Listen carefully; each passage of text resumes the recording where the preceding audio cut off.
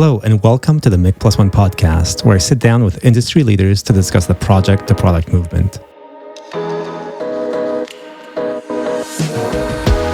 I'm Mik Kirsten, founder and CEO of Tasktop and best-selling author of Project to Product: How to Survive and Thrive in the Age of Digital Disruption with the Flow Framework. Today, I'm pleased to announce my new role as CTO, or Chief Technology Officer, of Planview. By now, you may have heard the exciting news about Tasktop joining Planview as we officially announced the acquisition at the beginning of July. Throughout our 6-year partnership, I've been incredibly impressed watching Planview grow to become a leader in enterprise agile planning and strategic portfolio management, while modernizing all things around project portfolio management. Tasktop created and leads the value stream management category and has been spearheading the shift from project to product around all things flow. We've been able to play an outsized role in helping some of the largest enterprises transform, but it's this new combination that will dramatically accelerate our ability to help the world's organizations survive and thrive in the age of software. Transforming industries is all about coming together with like-minded people, and what brought Tasktop and Planview together is none other than Razat Gaurav, an individual whose team I could not be more happy to join. Razat joined Planview in 2021 as CEO with over 20 years of experience in the enterprise software space, driving innovation-based growth and scaling up technology businesses. He's a trusted advisor to leading executives, boards, and investors on topics related to digital transformation initiatives and has been recognized by Goldman Sachs as one of the 100 most intriguing entrepreneurs of 2020.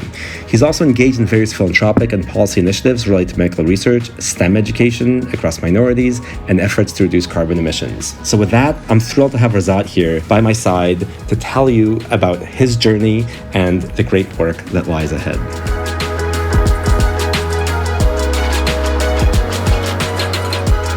Razat, welcome to the Project to Product podcast. It is great to have you here. And I think a lot of our audience might have heard about the announcement of Planview acquiring Tasktop. We're not going to get into the details of that, but I think we are going to talk about some of the history that led to this, some of the ways that the market has evolved, and why we see the combination of these approaches, these ways of thinking as so critical to accelerating digital transformations and helping companies navigate this increasingly tricky climate.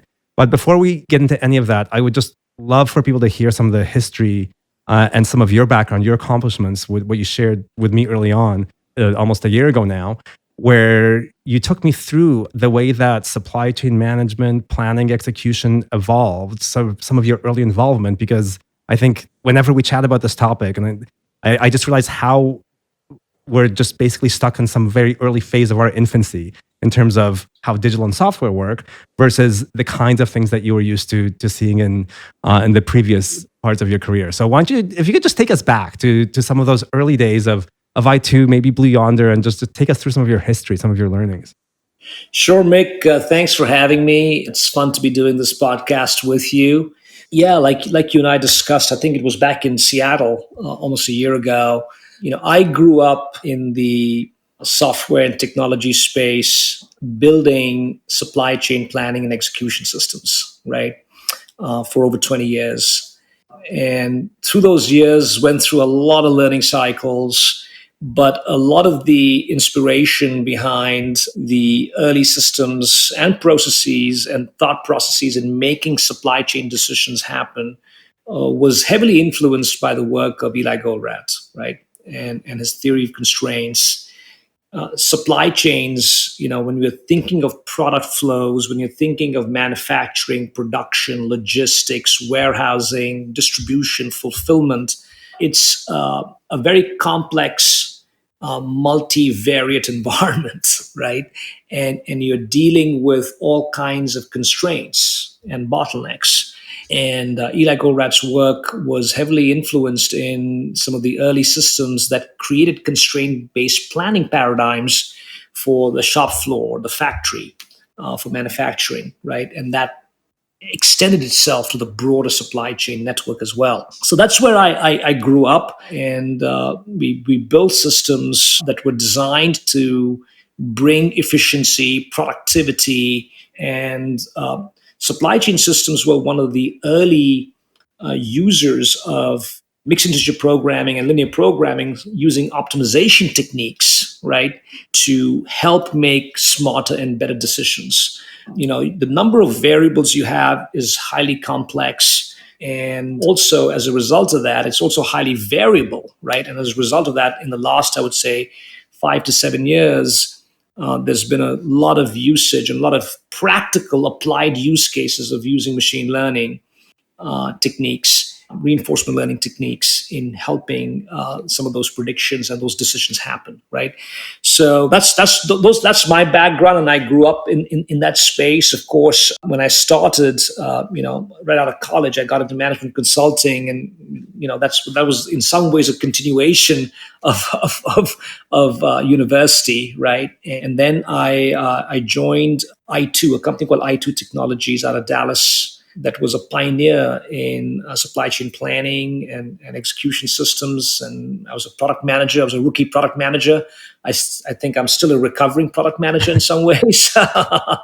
And got into that, and then played a variety of roles across an 11-year time frame at I2. And we went through a lot of learnings in that time frame.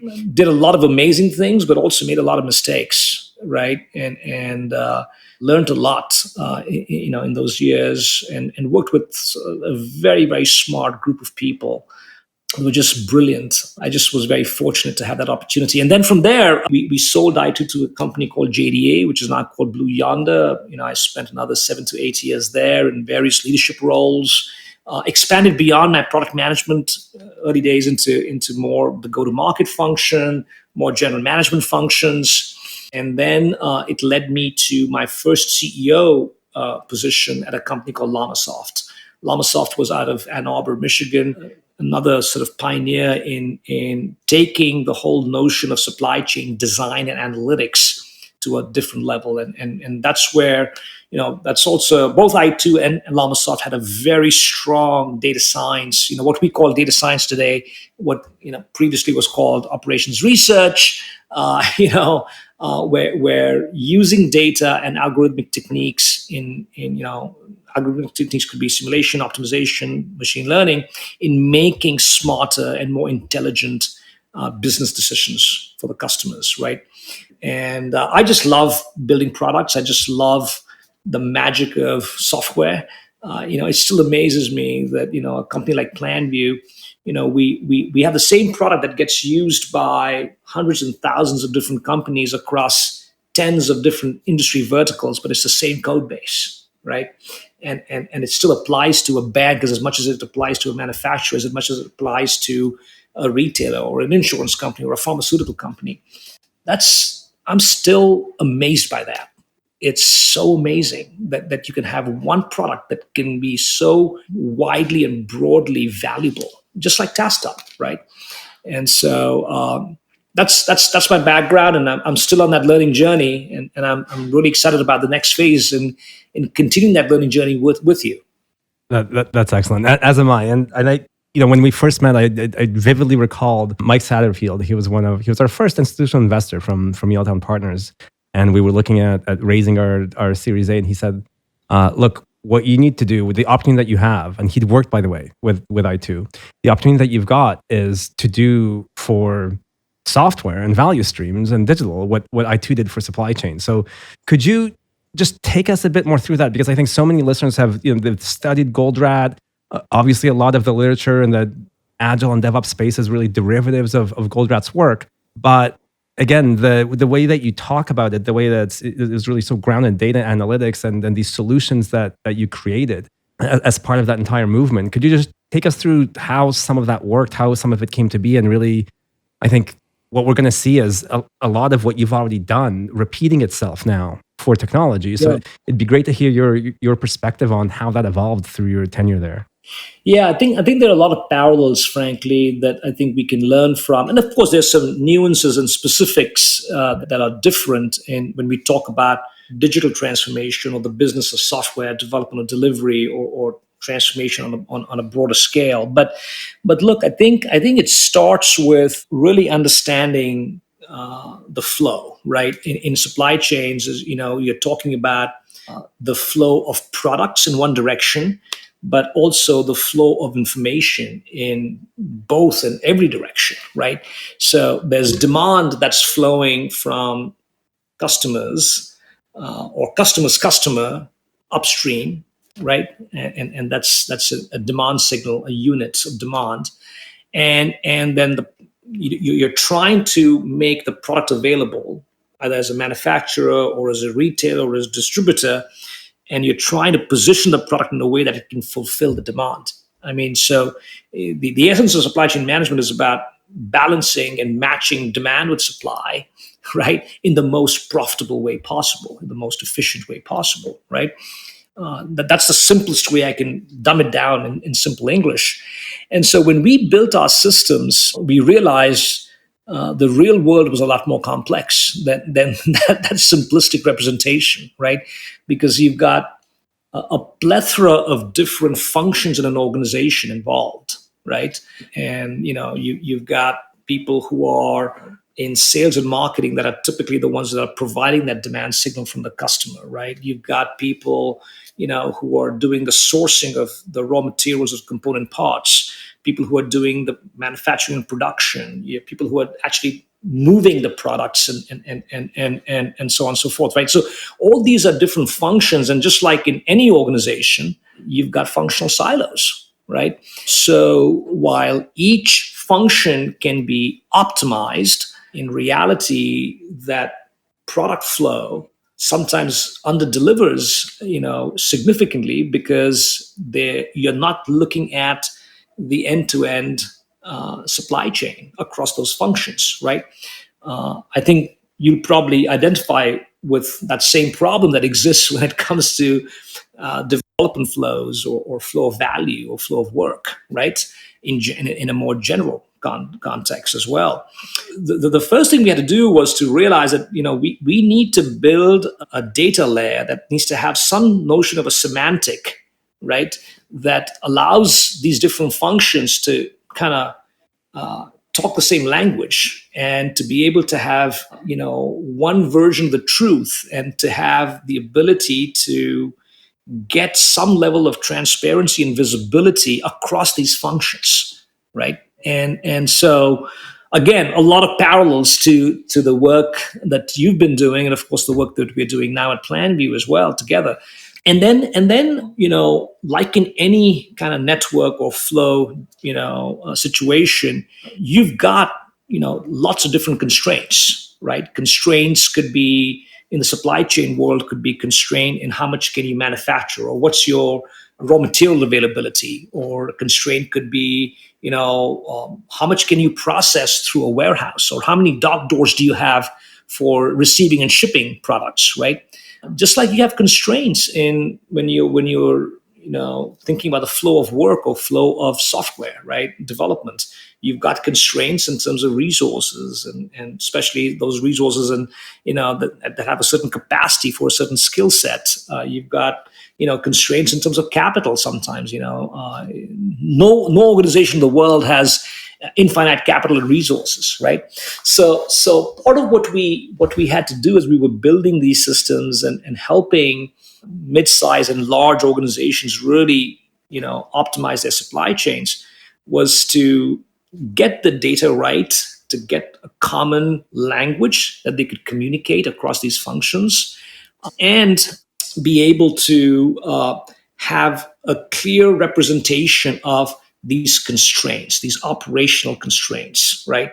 Because as decisions are being made, the difficulty is that if you don't have a constraint-based paradigm, you end up with a very theoretical depiction that you can't operationalize in the real world, right?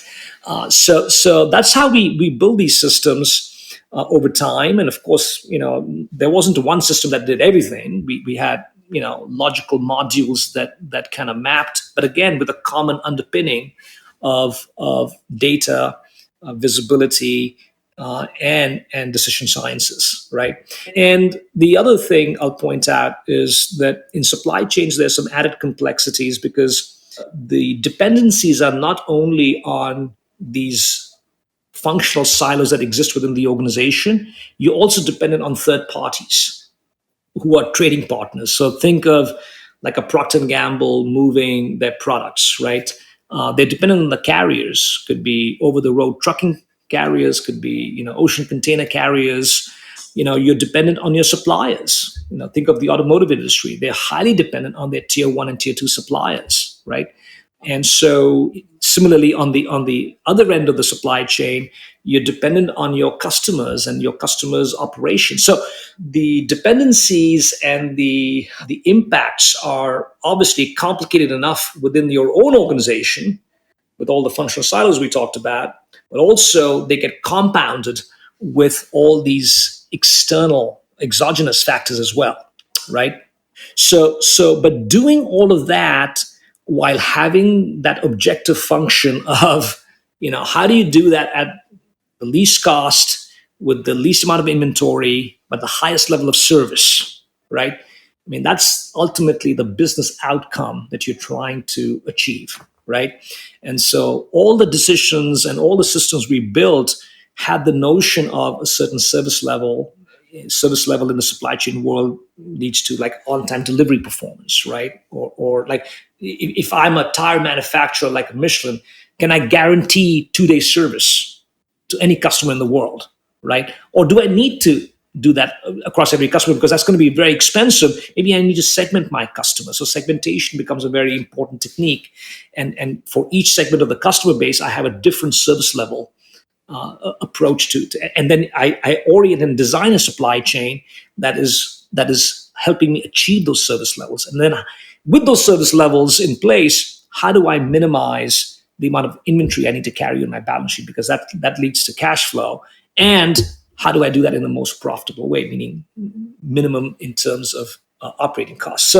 So that's how we build these systems. And look, that journey continues. I mean, look how the supply chains were challenged during the pandemic, right? I mean, it was just a big shock to the system, and every weak link in the supply chain got exposed. When you had such an exogenous, explosion to the system, and so, but it in many ways it kind of reinforces the need to focus on those fundamentals, and the fundamentals need to be designed with resiliency in mind, with variability in mind, and I think that evolution is going to continue as we go forward, much like the evolution is going to continue in how companies think about their flow of work, how they think about their approach to digital transformations. And again, many of these organizations that are working on these transformation journeys, they are not sitting on an island somewhere. They are highly impacted by exogenous factors. I mean, right now we're dealing with all these inflationary pressures, right? I mean, here in the US, we haven't lived in such a high inflationary environment in a very long time. Sometimes, there are generations of people in the workforce today that have never, and that's impacting, all kinds of business priorities, and it's impacting, how you need to strategically align yourself with the new market realities, and that's going to impact the way we think about transformations, the way we think about investing in digitalization and those journeys. So, I think there's a lot of parallels here. I can keep going on, but I'll stop here. But hopefully that gives you a little bit more sense. It does. It's just there's so many parallels, and then what's concerning to me is a lot of the lacks of parallels, right? Where I know my experience in terms of just understanding how sophisticated and effective this has become in supply chain management came from I told the story in Project to Product when I was physically witnessing at the BMW Leipzig plant, not only just-in-time delivery where the trucks are dropping off parts at exactly the point in the assembly line where they're going to get consumed. It's just-in-sequence manufacturing. It's across 30,000 suppliers. So it just was mind-boggling to me how managing that, and again, across multiple tiers of suppliers as well. So it was just completely mind-boggling to me how, that the carbon fiber in the iCars at the time was coming from Oregon, and it was actually being properly supplied, and the plant just kept running. And of course, how resilient a lot of these organizations were to those disruptions. So and then I would then go talk to a technology executive, someone responsible for a multi-billion-dollar IT budget, ask a question, where's your constraint? And it was like I was speaking a foreign language because there was not that understanding of constraints and how they're in these bottlenecks and how these are the most critical things to manage. So I think the common thing I see is when you look at, so I assume when you were working with leaders back then, the solutions that IT were was providing these common data layers with a common language and semantics. This is something that was it a part of sort of day-to-day work to be looking at these reports, at these dashboards? How did it work back then? Because somehow this accelerated how manufacturing works, and I just feel like we're still in the dark ages with software at scale. Yeah, I think need and sort of necessity is the mother of all inventions, as they say, right? And supply chains had to become more advanced and sophisticated, right? And I mean, if you think about, you talked about like BMW or like an automotive industry, right? Like there's 30,000 component parts that go into making a vehicle. Over 30,000 component parts, right? And by the way, every one of them has to be in place and come together at the right time before that car can roll off the shop floor, right? And it comes from tens of thousands of different suppliers, right? So because no automotive company, even though Tesla is a little bit more vertically integrated, they still have hundreds and thousands of different suppliers that are providing those different component parts, right? And so in order for General Motors or Ford or BMW or Volkswagen to really build a business at scale, there was no way for them to do that without really getting more advanced in their thinking of leveraging data, in creating that synchronization across their own supply chain, but also with their value chain, right? And in being able to use sophisticated mathematical modeling to help with synchronizing the supply chain. The just-in-time delivery models are fascinating. Another industry where there's a lot of science that has come into this is retail, right? I mean, you look at someone like a Walmart, the scale of their operations are such where, they give dog door appointment times to their carriers within a 15-minute window. Really? Wow. Right? So think about all the variability, and things are moving across the country, across the globe, across the ocean. There are multiple handoffs and different third parties involved. And they give their suppliers a 15-minute window that they have to be able to deliver their product to their warehouse, to the Walmart warehouse within a 15 to 30-minute window, right? And these products are coming from a plethora of locations. So you can't do that just kind of by winging it, right? You can't just do that on the fly, and you can't do that just in manual ways. You need sophisticated systems and data and synchronization and data science to come together to facilitate that. I mean, you look at someone like an Amazon, right? Amazon, if you remember when they started offering the 2-day service, right? They guarantee that they'll be able to deliver within 2 days. It was a big thing, right? Then they said, okay, you know what? We'll guarantee on a bunch of merchandise or their products that they sell next day. That was a paradigm shift. They were guaranteeing next day. Then they came to same day, right? And we were like, are you crazy? Same day. And then now, in Austin or Chicago or Vancouver, they've got the whole Prime Now where they guarantee within 2 hours, right? So if I'm cooking a meal this evening, you order the what you need early in the evening or in the afternoon, and with 99.9% delivery performance or delivery reliance, they'll be on time, in full, with the right quantities at your doorstep. Now, think about what kind of a supply chain operation is required to deliver on that, right? So I think there's a lot we can learn from that when it comes to delivering, technology solutions in the market. And at the end of the day, we have to leverage the data that exists, right? I mean, and by the way, in the development of technology solutions, it's not that there's no data. There's plenty of data. Mm-hmm. It's just not very usable. And it's not. It's not used. This is the fascinating thing: is the data is so rich, right? We've got data down to when you actually look at the data that's in these organizations, you've got can almost get to like minute-long time slices of developers, of other people touching these artifacts, building features, fixing defects and incidents and outages and so on. Right. And yet the data doesn't get used. And contrasting that with what you're saying, where it's actually they're used for optimization, for simulation, for some of these things that you've told me about, I'd like you to touch on. It is just amazing how, again, the opportunity that we have for optimizing software value streams, for understanding software value streams, rather than having one thing go wrong. Let's say like Log4j happened in December. It's like the world's software value streams grind to a halt. Like, we can't imagine an event, even through what's happened in the last 2 years, where every single manufacturing line on the planet just grinds to a halt, right? There's been this resilience that's come from the data, the optimization, and the understanding of the constraints. But Mik, what I'll say is, I agree with you that the data exists, but it's a little bit like water, right? There's more water on this planet Earth than anything else, and there's yet not enough to drink, right? I look at data. A lot of people call data as the new oil. I think of data as really water, right?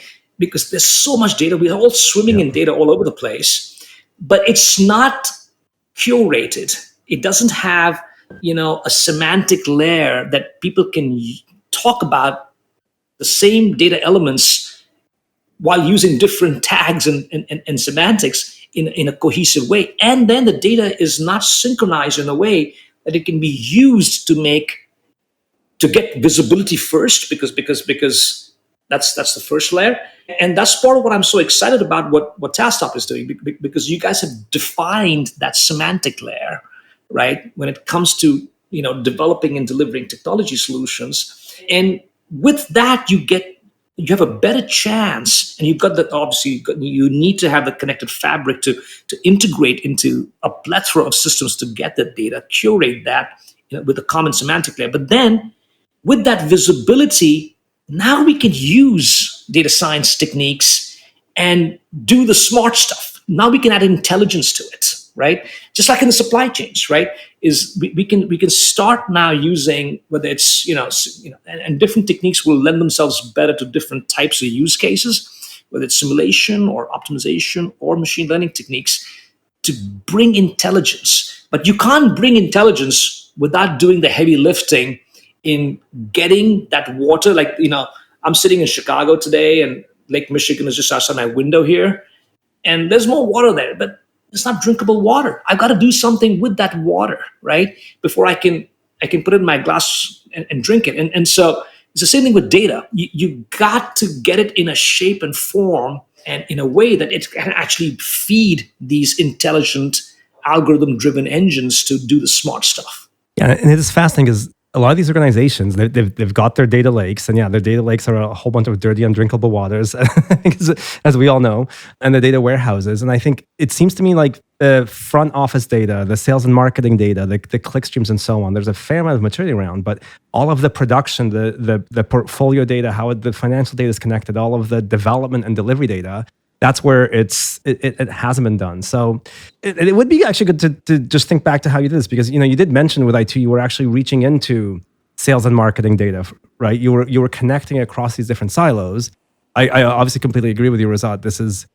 We need to basically model that data and turn it into information. We can't just be drowning in data, and that's why so many organizations who've tried to dump all this development data warehouses, they're getting no analytics out that they would dare show to their leadership, right? Because they know there's not enough information there. So you said common semantics, you said a common model. It'd be great if you could just dig a little deeper for what worked, because it was pulled off then, and we need to do it now. So and look, I think a lot of these data lake initiatives, I can understand why organizations embark on those journeys, right? And I've seen many companies around the world, and I've got great friends in many of those companies that have embarked these big data lake initiatives, right?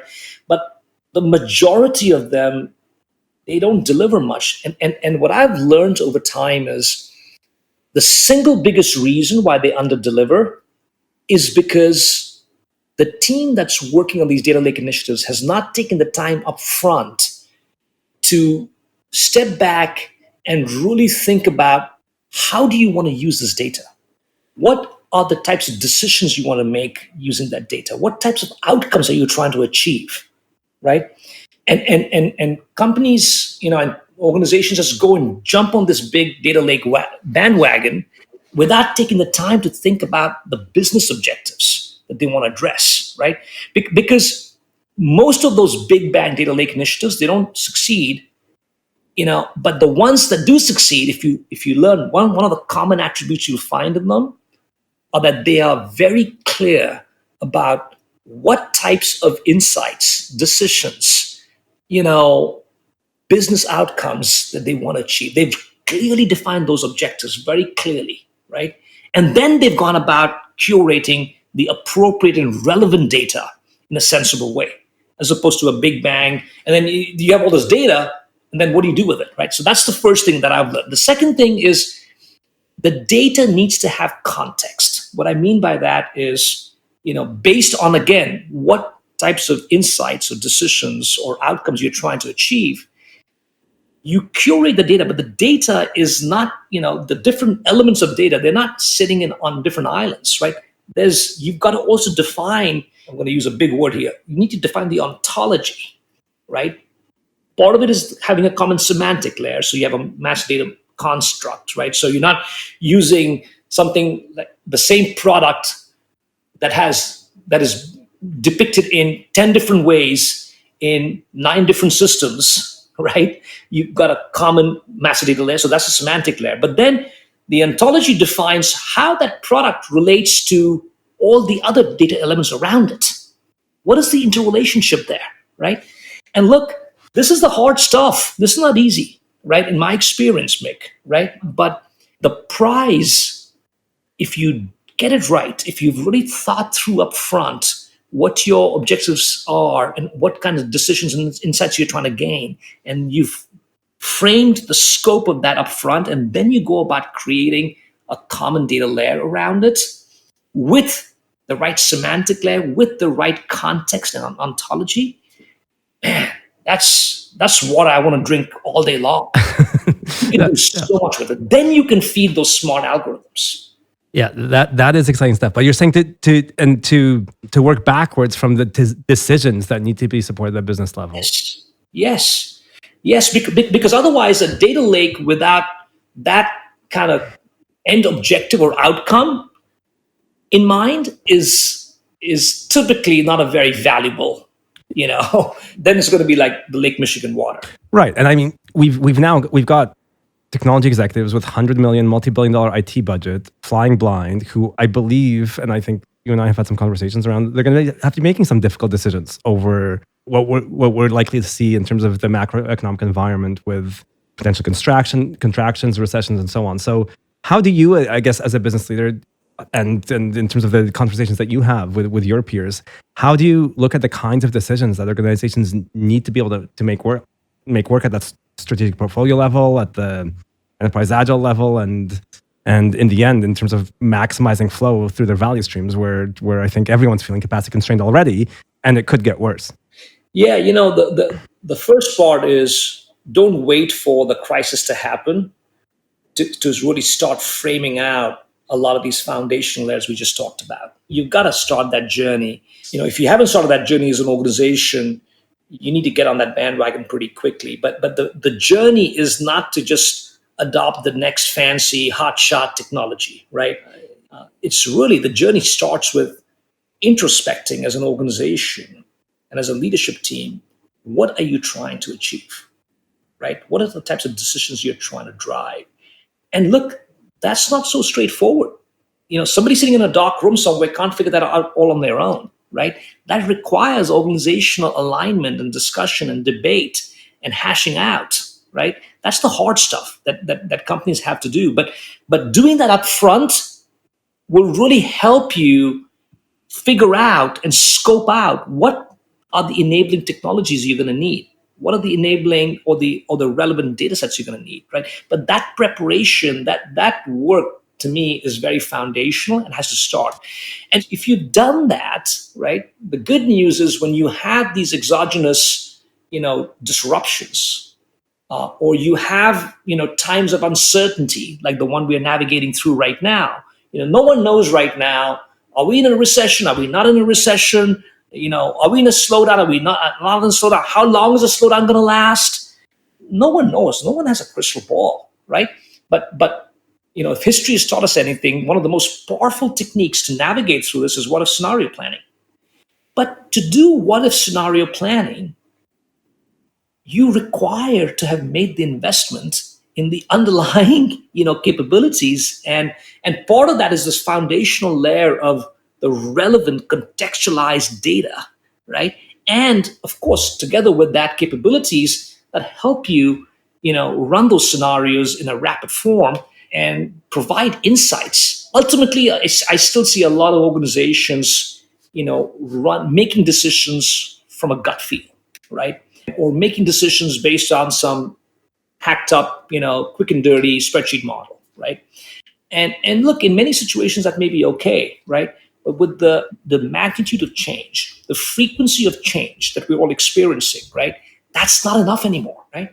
You've got to make this a core competency. This is a muscle that is going to be essential for companies to survive and thrive going forward, right? And that's what we see some of the best in class companies really getting on that bandwagon, right? I mean, the fact that and what I envision is the companies that are making the investments in this area, that are developing the right foundational capabilities, that are going about it not just in terms of the fad, but from a first principles perspective of what is the decisions that I'm trying to make, what are the outcomes I'm trying to achieve.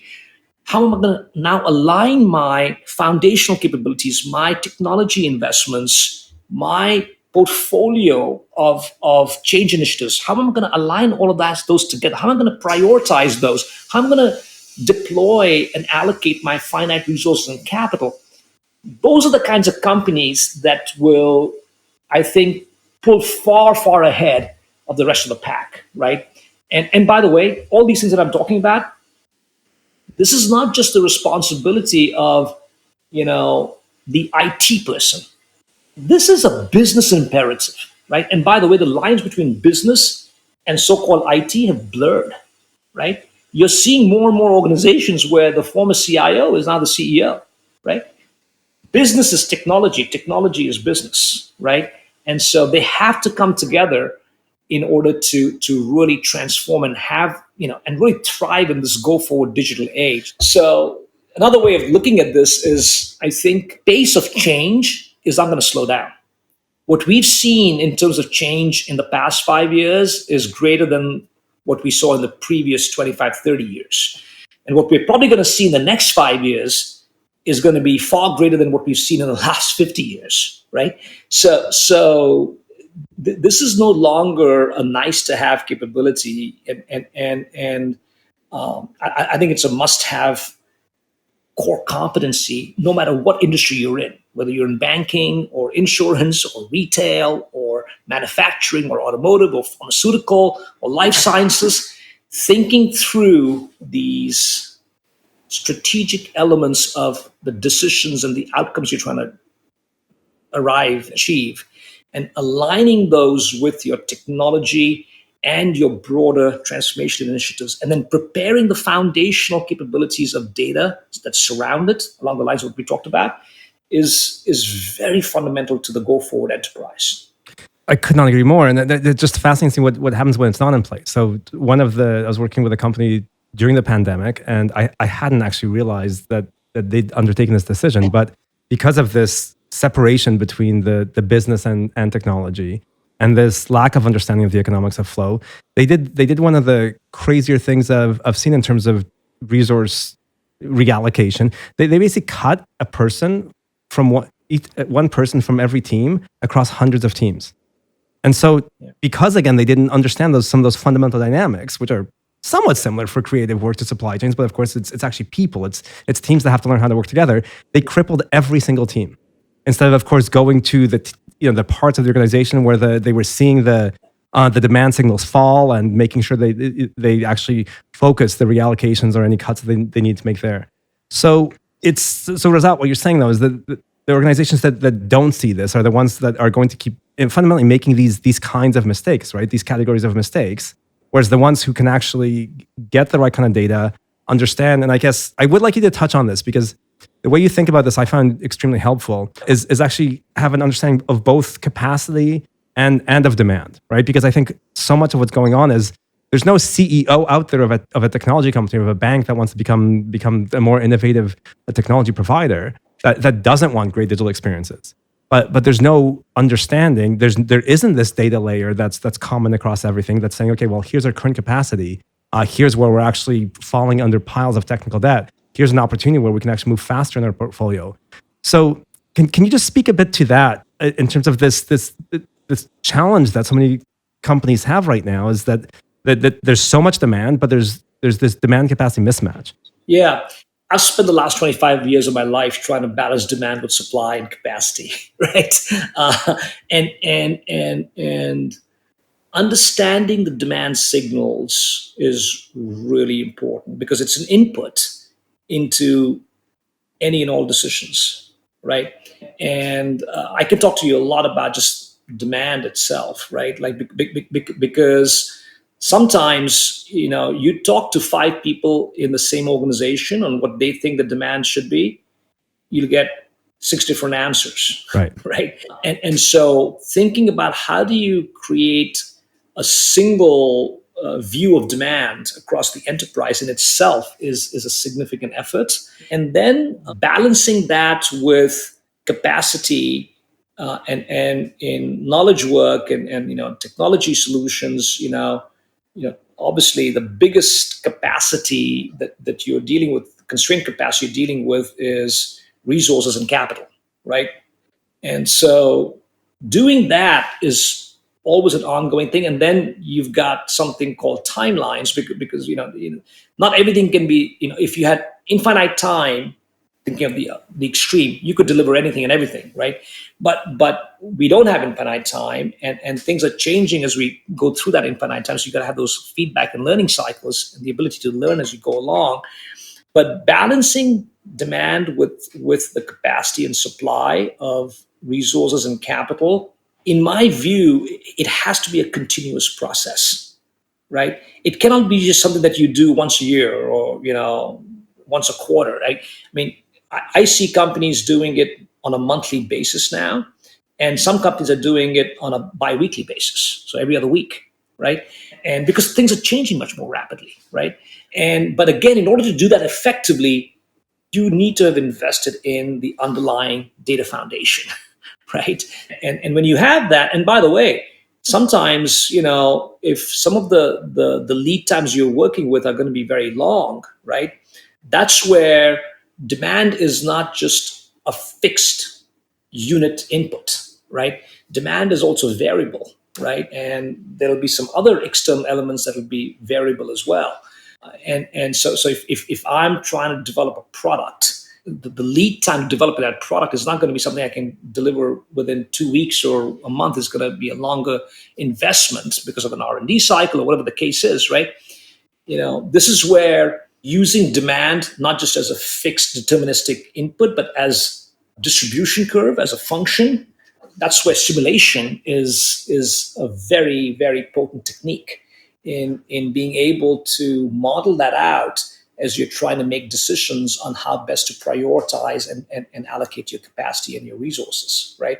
So, and by the way, some companies do that very well, right? We've got examples like in the pharmaceutical industry, right? Their product life cycles are 10 years, just not their product life cycles, their R&D cycle times for developing certain products can be up to 10 years because it's full of a lot of pure research work, but also research and development work, but also a lot of regulatory toll gates that they have to go through, right? In that, but they've got to make bets now for things that will not pan out till maybe 5, 10, 15 years from now, right?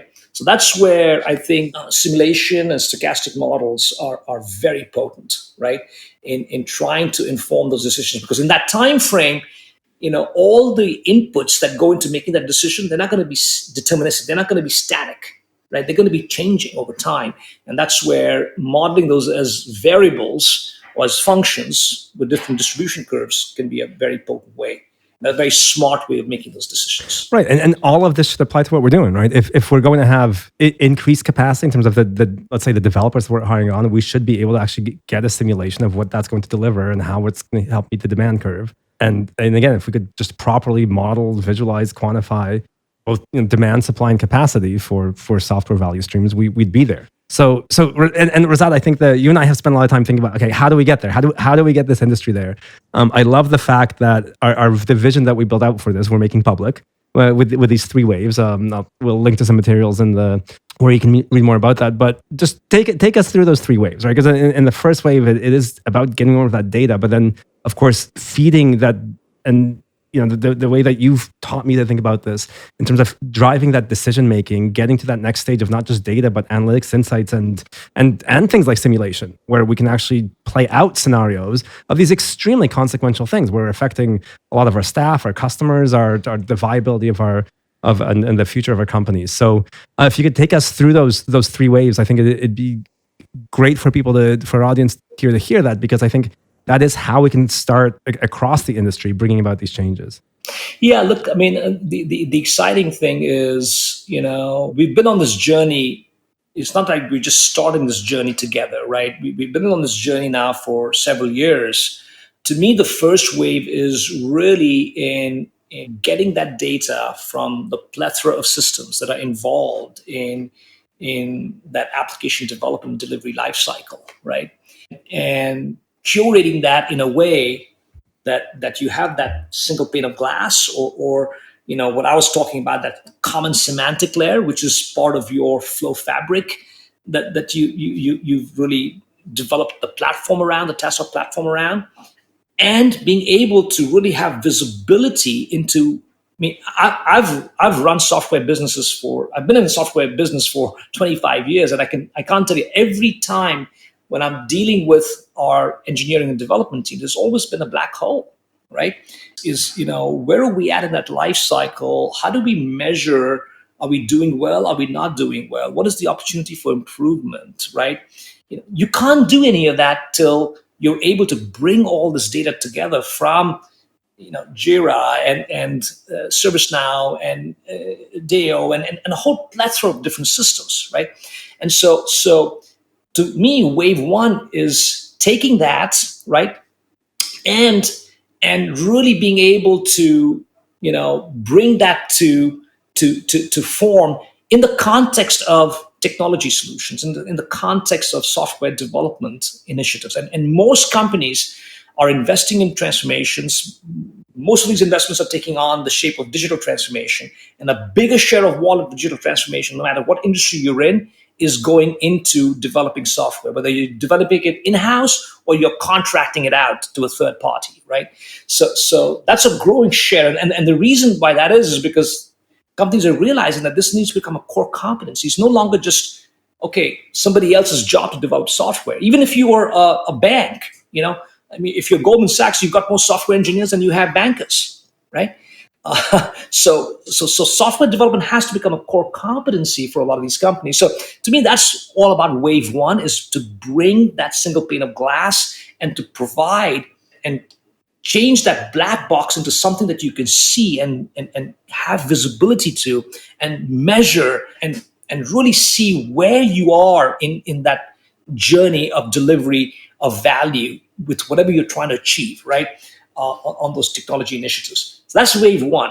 Wave 2 to me is to really be able to take that, but also link it back, link that single pane of glass and visibility, again, still with the scope of digital transformations and technology solutions and software development delivery, but link it back to the planning elements, right?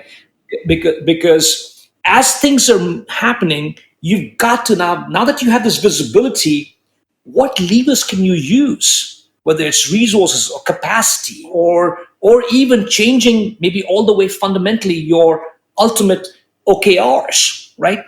Those things need to be fed off of this single pane of glass that you have now, that you've curated with this data, right? And doing that in a closed loop way, in a bi-directional closed loop way, just like the supply chain planning and execution systems did a few generations ago, is a massive opportunity, I see, right?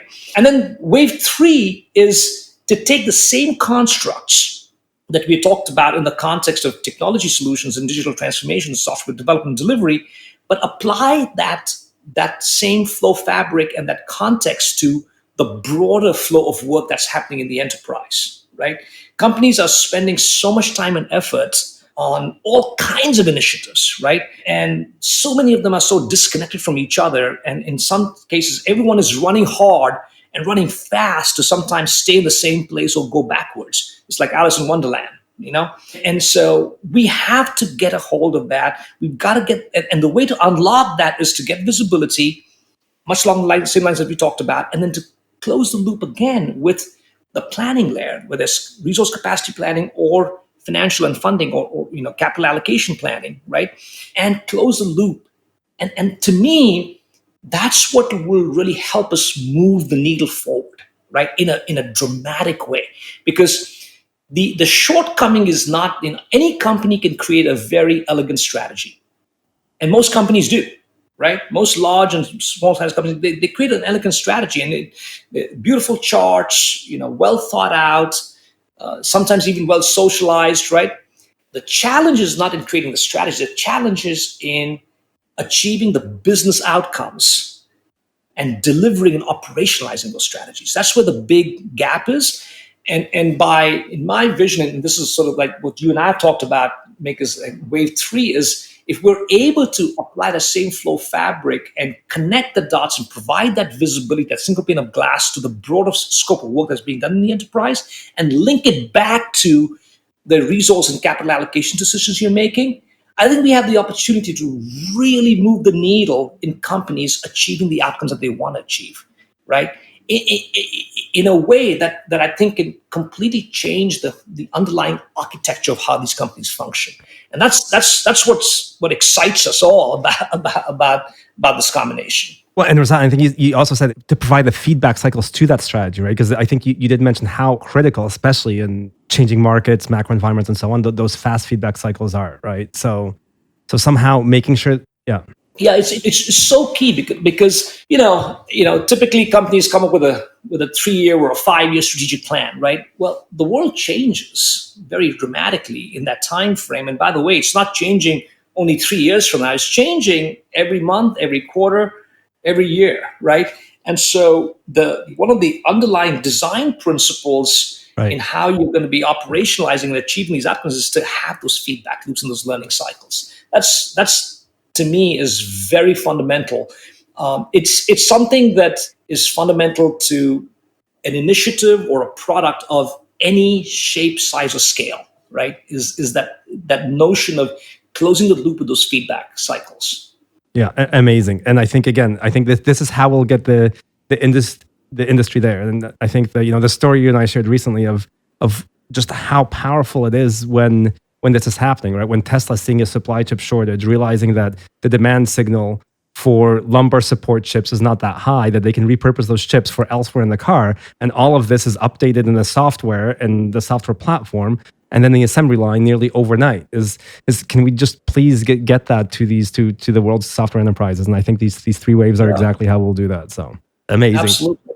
So Razat, this is again, I think just kind of so much inspiration. I do think you do give me hope that we'll get there in years, not decades, and that we'll be able to prove out a lot of these concepts in months and not years. So anything else to share in terms of people wanting these solutions now? So yeah, what I'll say is, look, this is going to be a journey. Rome wasn't conquered in a year, and we are not going to sort of reimagine and rebuild the future of how the enterprise works, how work happens in the enterprise overnight. But the journey is important, and the prize at the end of the tunnel is so big, right?